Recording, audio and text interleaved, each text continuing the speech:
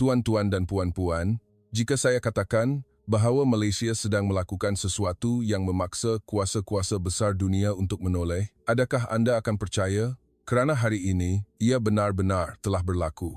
Buat pertama kalinya dalam sejarah, Malaysia memacahkan prob eksplorasi ke dasar Lautan Pasifik di kedalaman yang tidak mampu ditembusi cahaya matahari, di mana tekanan maha dahsyat boleh menghancurkan apa sahaja dalam sekelip mata.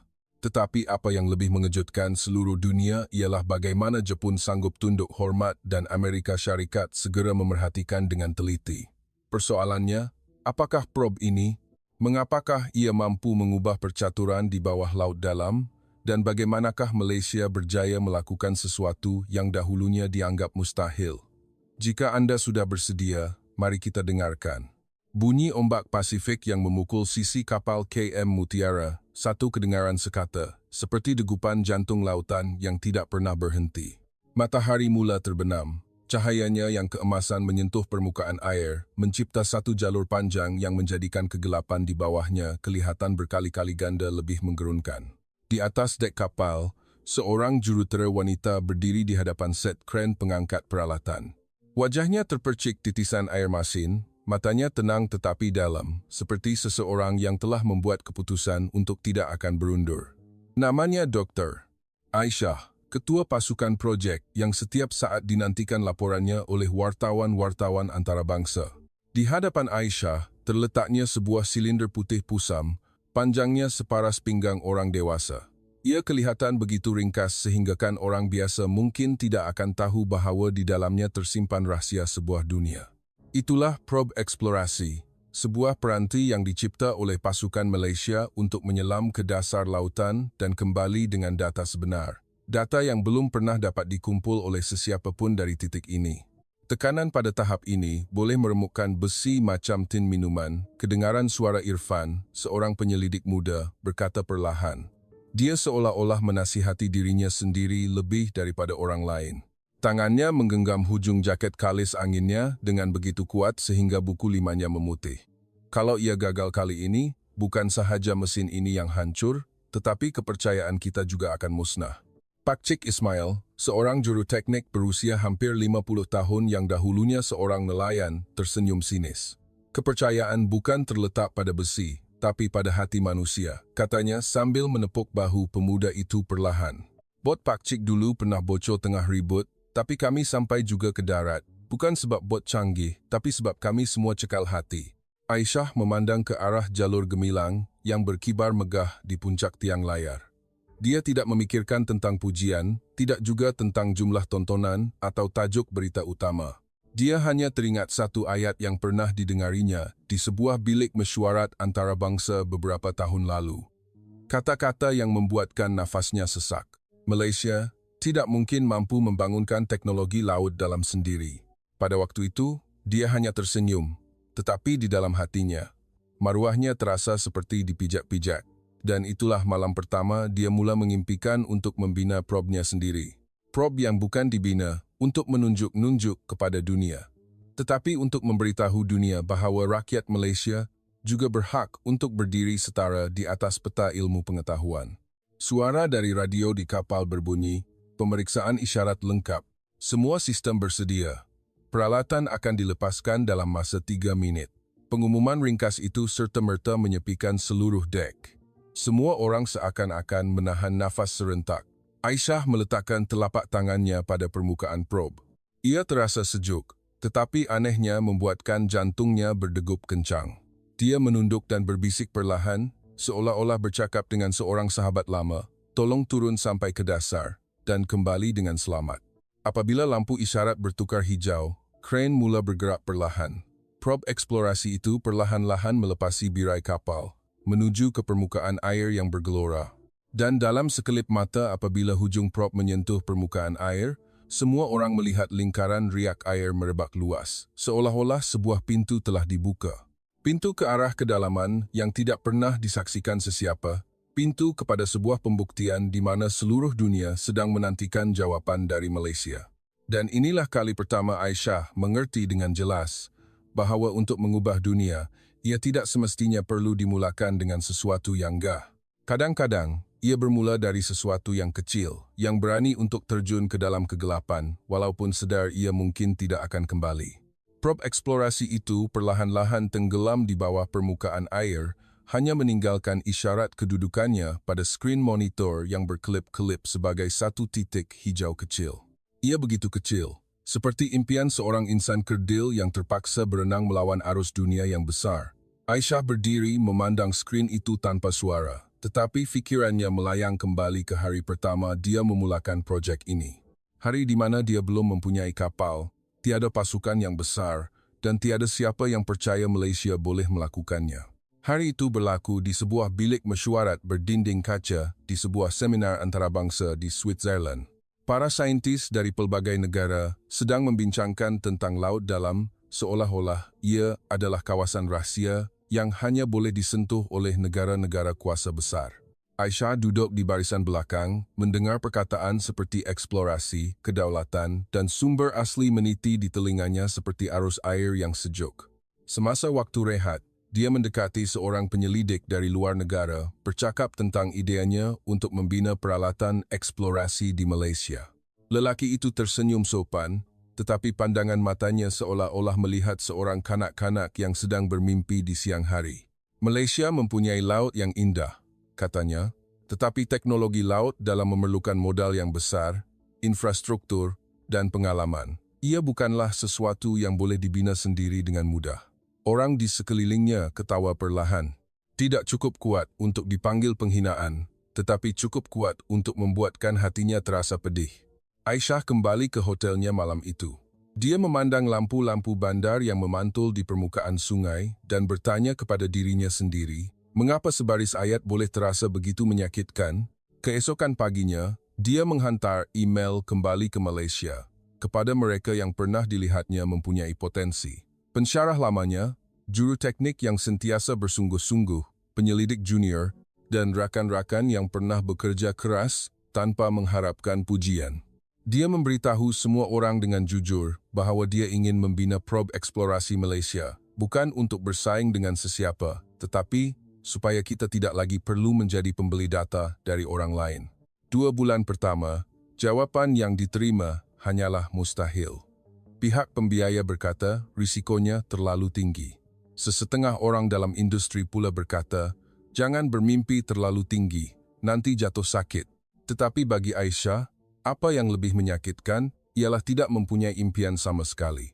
Dia menyewa sebuah makmal kecil, bermula dengan bahan-bahan yang boleh didapati, bermula dengan pengetahuan yang tidak lengkap, dan bermula dengan sumpahan di dalam hati.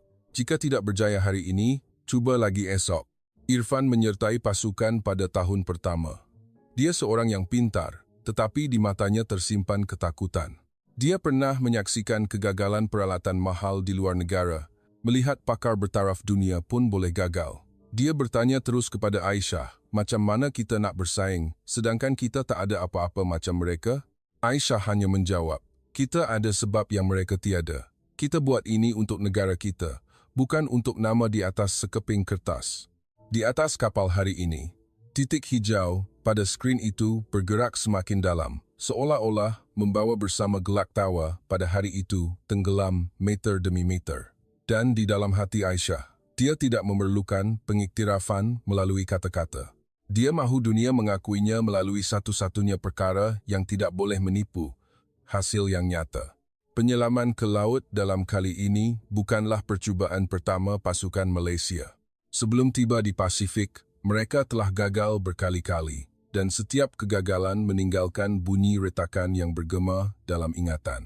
Pada satu malam di tahun kedua projek, bilik ujian tekanan di universiti itu begitu sunyi sehinggakan bunyi nafas pun boleh didengari. Prototipe probe generasi pertama dimasukkan ke dalam sebuah tangki tekanan gergasi. Angka pada skrin monitor meningkat seperti jam detik yang mengira detik kemusnahan. 1,000 meter, 2,000 meter, 3,000 meter. Semuanya masih bertahan sehinggalah ia mencapai sasaran yang mereka tetapkan. Tiba-tiba, kedengaran bunyi pop yang kuat. Sebahagian penutupnya retak, serpihan kecil terpelanting ke dalam slot litar. Bunyi siren amaran berbunyi nyaring dan lampu skrin terpadam, seolah-olah harapan mereka telah dipadamkan dalam sekelip mata. Irfan terduduk. Dia memandang probe yang pecah itu seolah-olah melihat jasad seseorang yang penting. Saya dah cakap, tekanan ini tak kenal belas kasihan, katanya dengan suara yang bergetar. Kita tak ada dana yang cukup untuk gagal berkali-kali macam ni. Pak Cik Ismail berjalan ke arah kesan retakan itu dengan tenang. Dia menyentuh sekeliling retakan itu dengan jarinya dan bergumam, ia pecah bukan sebab kita bodoh. Ia pecah sebab ia belum cukup sempurna. Kata-katanya kedengaran mudah, tetapi penuh dengan keyakinan seseorang yang benar-benar pernah mengharungi badai. Aisyah tidak menyalahkan sesiapa. Dia tidak menjerit. Dia hanya berdiri memandang sisa peralatan itu untuk masa yang lama. Dan pada ketika itulah, dia menerima panggilan daripada salah seorang penaja dana. Suara di hujung talian kedengaran dingin. Keputusan ujian masih tidak stabil. Pihak kami perlu menilai semula. Mungkin kami terpaksa mengurangkan bajet atau menghentikan projek. Perkataan hentikan membuatkan seluruh bilik terasa seolah-olah kehabisan oksigen. Sebaik sahaja panggilan ditamatkan, Irfan mengangkat muka memandang Aisyah. Apa kita nak buat sekarang kalau tiada dana? Aisyah menunduk dan mengutip serpihan kecil probe itu. Dia memandangnya seolah-olah ia adalah cermin yang memantulkan dirinya sendiri, lalu dia berkata perlahan tetapi jelas, kita akan teruskan. Walaupun kita terpaksa bermula dari kosong semula. Malam itu, beberapa ahli pasukan pulang ke rumah dengan perasaan hampa. Ada yang hanya berdiam diri. Tetapi Pak Cik Ismail masih duduk di sebelah probe yang pecah itu. Dia menggunakan pemutar skru untuk membuka komponen satu persatu, seolah-olah sedang merawat orang yang cedera. Barang rosak boleh dibaiki, tapi kalau semangat yang rosak, susah nak pulih, katanya. Irfan duduk di sebelahnya, diam untuk masa yang lama sebelum berkata, saya takut. Takut kita akan jadi bahan ketawa dunia. Pak Cik Ismail ketawa perlahan. Dunia boleh ketawa, tapi dunia tak akan masuk ke dalam makmal ini gantikan kita. Dunia tak akan rasa sakit macam kita. Dunia tak akan berjaga malam macam kita. Jadi kenapa kita mesti mengalah hanya kerana suara dunia? Malam itu, Aisyah menulis satu ayat di atas papan putih dengan tulisan yang besar. Probe boleh pecah, tapi semangat jangan pecah. Ia menjadi cogan kata pasukan sejak hari itu. Mereka menukar bahan baru, mengubah suai kedapnya, dan membina sistem yang lebih fleksibel dan bukannya keras sehingga rapuh. Dan setiap kali ujian gagal, mereka akan kembali duduk dan mengkaji data, seperti seorang penyiasat yang mencari kebenaran, bukan seperti orang yang kalah yang lari dari kenyataan. Di atas kapal hari ini, titik hijau pada skrin itu sedang menyelam lebih dalam daripada titik di mana probe mereka pernah pecah. Dan Irfan mula memahami bahawa kejayaan tidak datang dari tidak pernah gagal, tetapi datang dari tidak membenarkan kegagalan membunuh semangat di dalam diri. Apabila probe eksplorasi melepasi kedalaman 5,000 meter, keadaan angin dan ombak di permukaan laut tiba-tiba berubah dengan pantas. Langit yang tadinya biru bertukar kelabu. Angin mula bertiup kencang sehingga kapal beroleng. Bunyi amaran dari pusat kawalan berbunyi, terdapat ribut besar sedang menghampiri. Kita mungkin terpaksa membatalkan misi. Kata-kata itu ibarat pisau yang memotong impian mereka. Jika misi dibatalkan sekarang, semua data tidak akan lengkap dan dunia yang sedang memerhati akan menganggap Malaysia tidak mampu menyelesaikannya. Aisyah terdiam seketika. Tetapi di dalam kepalanya, terbayang tajuk-tajuk berita yang akan tersebar ke seluruh dunia. Malaysia gagal di tengah lautan.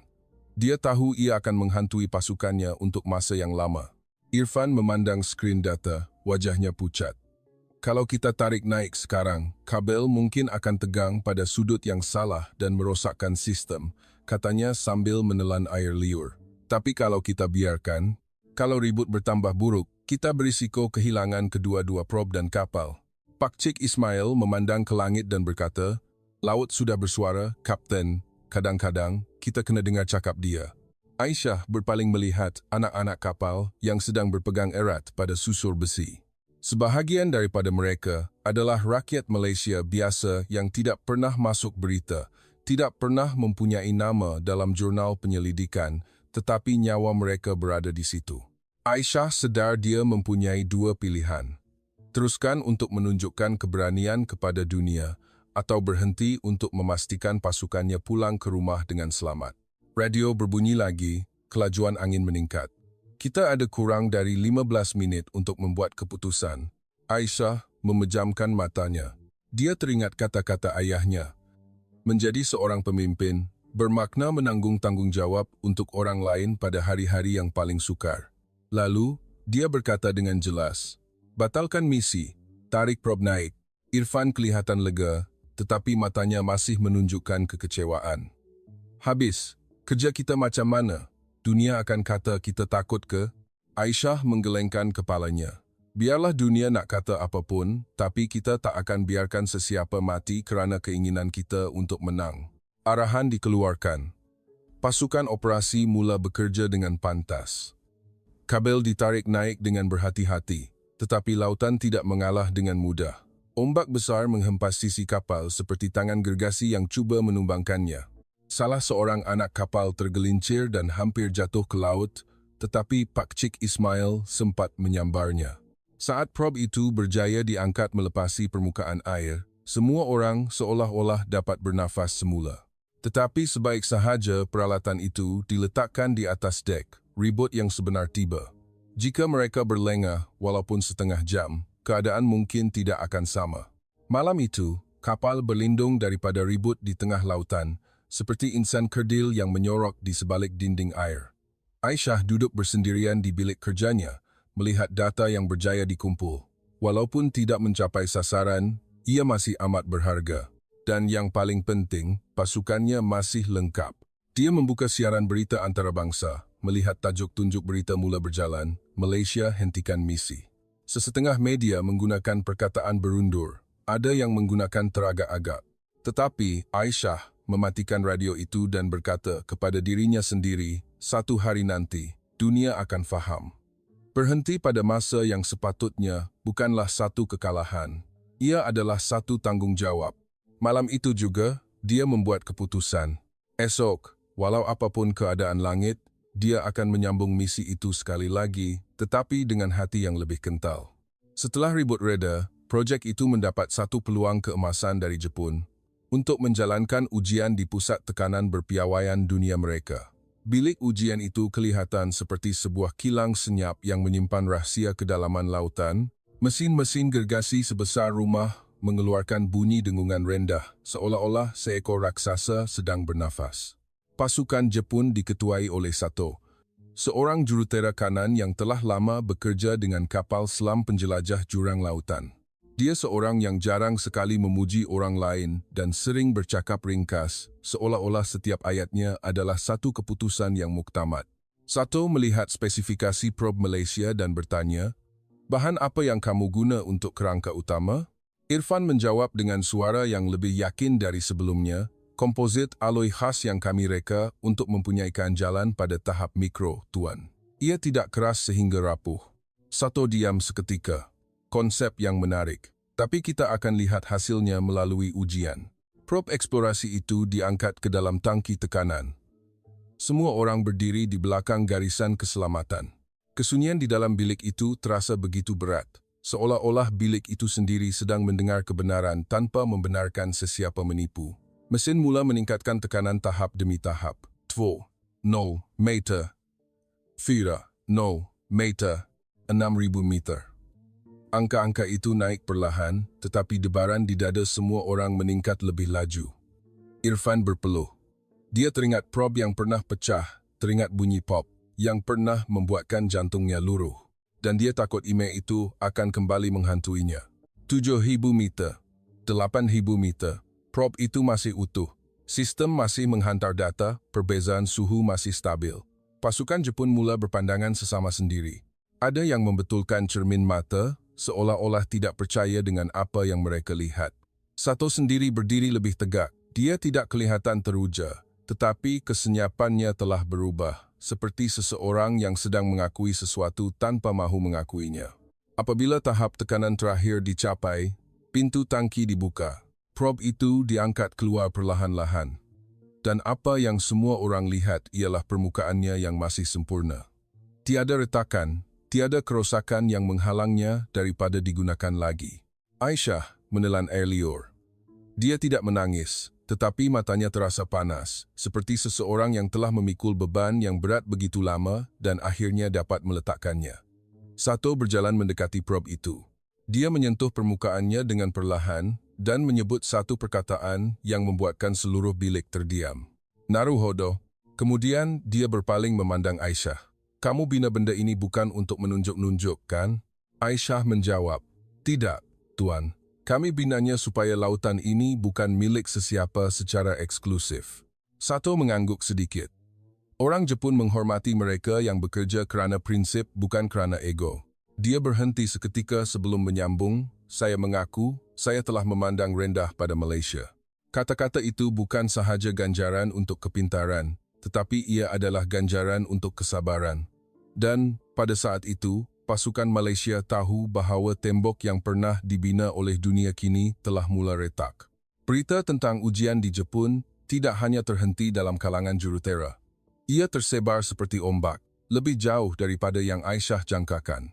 2 hari selepas ujian itu berjaya, satu email misteri tiba di Pusat Penyelidikan Malaysia. Tajuknya pendek tetapi padat. Request for Technical Collaboration. Pengirimnya ialah sebuah agensi penyelidikan marin Amerika Syarikat. Kandungannya meminta untuk melihat sebahagian data, reka bentuk dan mencadangkan kerjasama untuk ujian lapangan di Lautan Pasifik. Irfan membaca email itu dengan tangan yang terketar-ketar. Dia bukan sahaja gembira, tetapi dia sedar bahawa apabila kuasa besar mula menunjukkan minat, percaturan ini bukan lagi sekadar tentang sains. Ini berita baik, kan? Kata salah seorang ahli pasukan, kalau kita bekerja sama dengan mereka, kita akan ada dana, ada sumber. Tetapi Pak Cik Ismail hanya duduk diam. Dia memandang wajah Aisyah dan berkata perlahan, kalau mereka datang membantu, apa yang mereka akan minta sebagai balasan? Soalan itu menyepikan bilik mesyuarat itu. Aisyah tahu bahawa kerjasama tidak pernah percuma. Dan sesetengah ilmu, jika terlepas dari tangan kita, mungkin tidak akan kembali lagi. Hari mesyuarat dalam talian dengan pihak Amerika Syarikat tiba. Skrin memaparkan beberapa orang wakil di dalam sebuah bilik mesyuarat yang kemas, seperti dalam filem fiksyen sains. Terdapat penyelidik, pegawai tentera laut, dan penasihat polisi. Salah seorang daripada mereka berkata terus terang, kami berminat dengan teknologi anda kerana ia mempunyai potensi tinggi untuk mengumpul data laut dalam. Kami mahu anda menyertai misi besar kami dan bertukar-tukar data sains bahan. Aisyah tersenyum sopan. Terima kasih. Tetapi data bahan adalah nadi utama projek kami. Kami boleh berkongsi pada tahap kerjasama operasi, tetapi kami tidak boleh menyerahkan keseluruhan formulanya. Pihak di skrin seberang terdiam seketika, seolah-olah tidak biasa mendengar perkataan tidak daripada sebuah negara yang dianggap lebih kecil. Seorang penasihat bertanya dengan nada mendatar, adakah anda bimbang tentang keselamatan atau hak teknologi? Aisyah menjawab, saya bimbang tentang masa depan kami sendiri. Malaysia tidak mahu hanya menjadi pembekal komponen untuk orang lain. Kami mahu menjadi pemilik ilmu itu juga. Kata-kata itu membuatkan pasukan Malaysia di belakang skrin menarik nafas lega. Irfan memandang Aisyah seolah-olah melihatnya lebih tinggi daripada biasa. Dahulu, dia takut akan pertembungan, tetapi hari ini dia sedar bahawa ketakutan tidak semestinya perlu mengatasi maruah. Akhirnya, pihak Amerika Syarikat mengubah nada mereka. Kalau begitu, kami mencadangkan untuk menyertai misi lapangan dengan syarat-syarat yang dipersetujui bersama. Anda simpan hak anda, kami simpan hak kami, dan kita kongsikan hasilnya kepada masyarakat.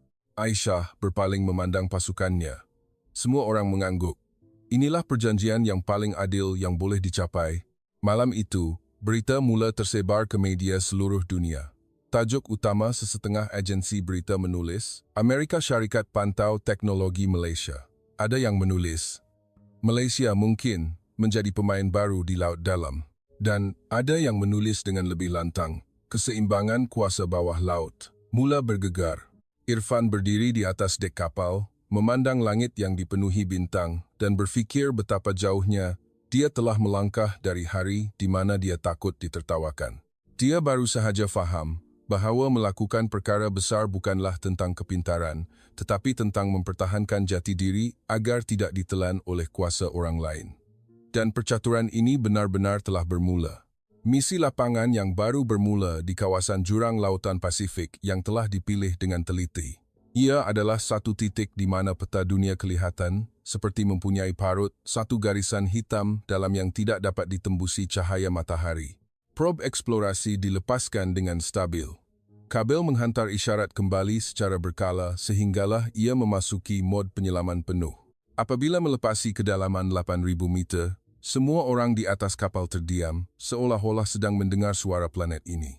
Kesejukan dan kegelapan di bawah sana bukan lagi sekadar keadaan persekitaran, tetapi ia adalah sebuah dunia lain yang manusia hampir tidak berhak untuk memasukinya.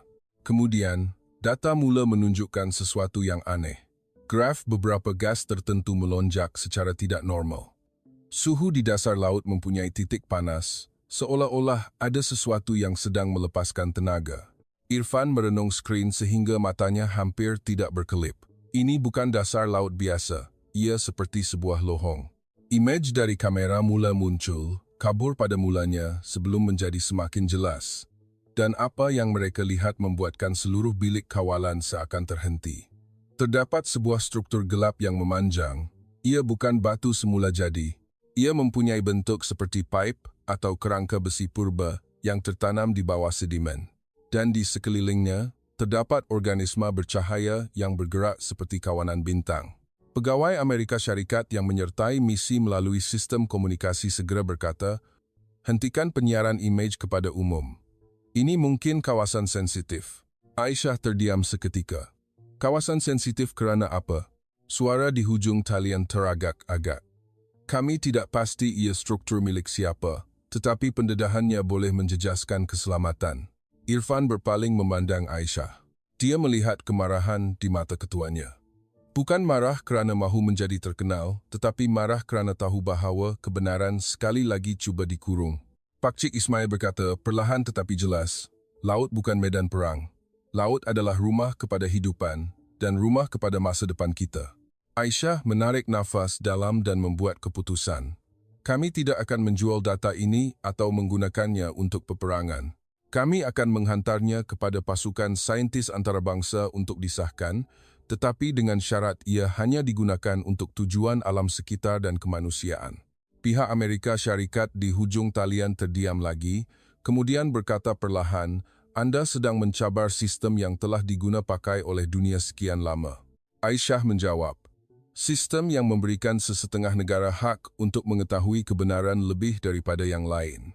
Ia patut diubah." Malam itu, probe eksplorasi kembali ke permukaan dengan sampel air dan sedimen yang mengandungi mikrob yang aneh dan baru. Ahli biologi pasukan membuat pemeriksaan awal dan mendapati ia mungkin sejenis bakteria yang berpotensi untuk mengurai plastik pada tahap molekul atau menghasilkan enzim yang boleh membantu menyerap logam berat. Sesuatu yang sangat diperlukan oleh manusia untuk menyembuhkan planet yang sedang sakit. Irfan duduk memandang probe eksplorasi yang diselaputi kesan dari laut dalam itu. Dia berkata perlahan, "Kita bukan sahaja turun untuk kumpul data. Kita telah jumpa harapan untuk dunia." Aisyah mengangguk. Dan inilah sebabnya mengapa kita mesti menjadi pemiliknya. Bukan untuk menguasainya, tetapi untuk melindunginya daripada dijadikan senjata. Hari sidang media selepas kejayaan misi itu diadakan secara sederhana. Tiada hiasan mewah, tiada pentaskah.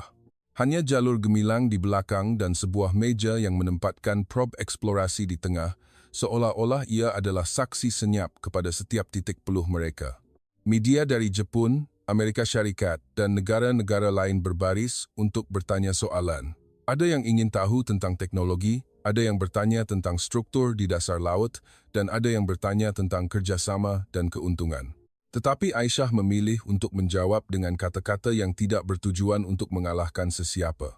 Dia ingin mengalahkan pemikiran lama yang telah diguna pakai oleh dunia. Probe eksplorasi ini tidak membuktikan bahawa Malaysia lebih hebat daripada sesiapa, katanya dengan jelas. Ia membuktikan bahawa negara kecil juga berhak untuk mencipta ilmu dengan tangan sendiri dan berhak untuk menentukan bagaimana ilmu itu akan digunakan.